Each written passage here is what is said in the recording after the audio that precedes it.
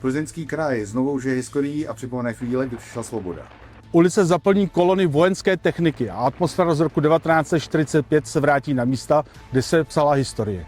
Jsem z Militarika klubu Plzeň. Jsem z klubu vojenské historie Domažlice. Jsem z klubu 4. obrněné divize Plzeň. Jsem členem klubu vojenské historie klub 3. armády Plzeň. Jsem z klubu 16. obrněné divize. Společně vás veme na květnové oslavy osvobození. Všechny nás uvidíte 3. května v Convoy of Liberty v Plzni. Ale na přelomu dubna a května nás uvidíte na spanilých jízdách v celém Plzeňském kraji. Ve Vochově, V Křížíkových sadech. V Nířanech, Horšovském Týně, Blovicích, Starém Plzenci. V Hostouni, v Bělé nad Radbůzou, ve Stříbře, v Konstantinových Lázních, ale i v Hrádku u Sušice. Zúří, Bezděkov, Chudenín, Dolní Lukavice, Starý Plzenec. Na Chodsku a na Domažlicku.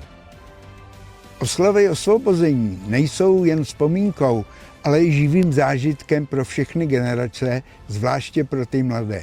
Přijďte na slavnosti svobody.